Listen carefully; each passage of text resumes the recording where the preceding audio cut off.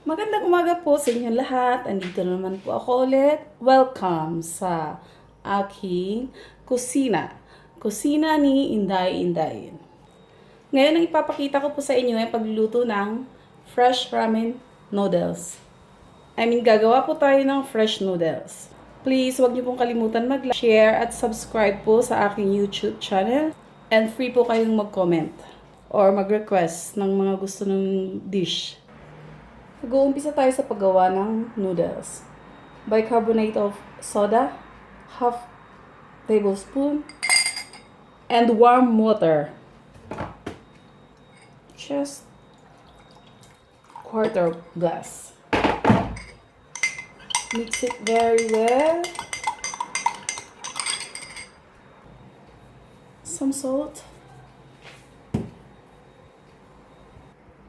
And half of this water. Guys, kung makikita nyo, nagpapalit siya ng kulay. It turns into light yellow. Pero ganyan yan kasi galing yan sa bicarbonate of soda. So, mix lang natin siya.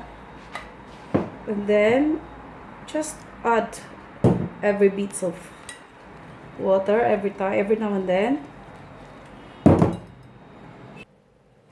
Mix and be very patient with this because it's a bit, it's quite a bit difficult and you have to go with the flour and water. You have to deal with it. Keep fighting until you win. Look at that. You see? I won. You can mix it with your hand.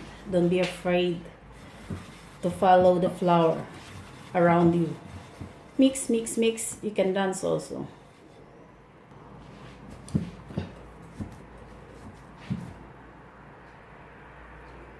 A bit more.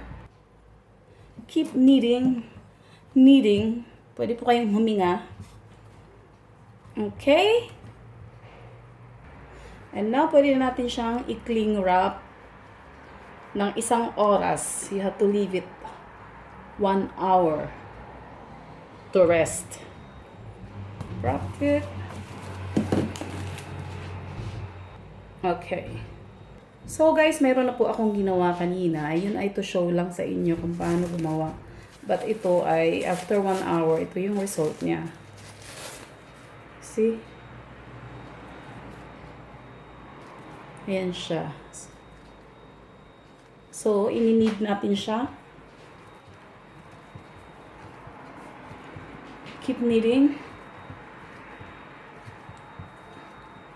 And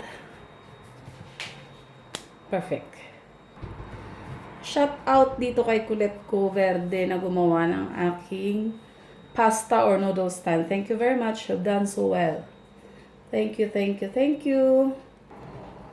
Lalagay lang tayo ng konting flour para sa ating noodles. Okay.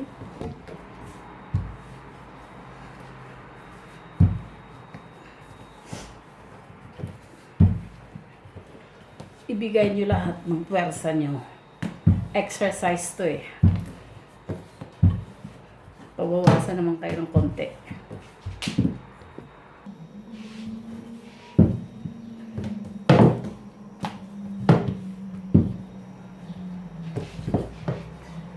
Ayan siya.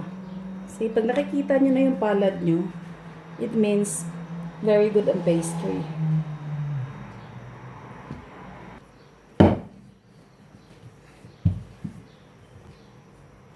So, ito na ang aking ipinagmamalaking pastry.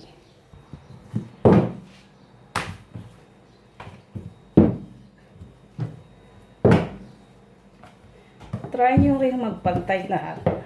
Not perfect, pero pwede na rin. So, ayan. Hi!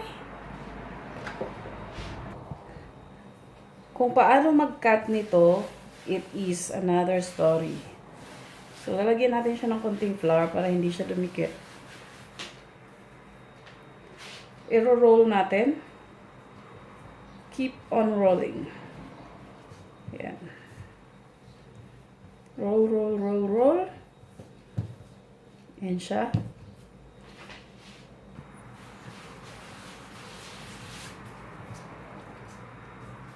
Roll it very tightly. Para mas madali siyang i-trim or i-cut. Last one.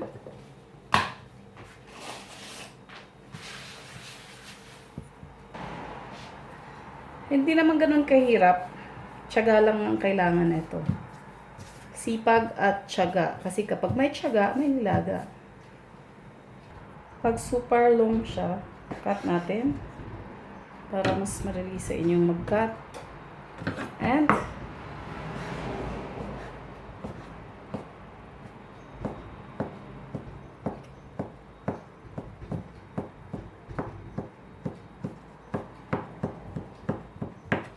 diba? And then, ganyan siya. Long life. So, ito na lahat yung nagawa ko. Dumami siya.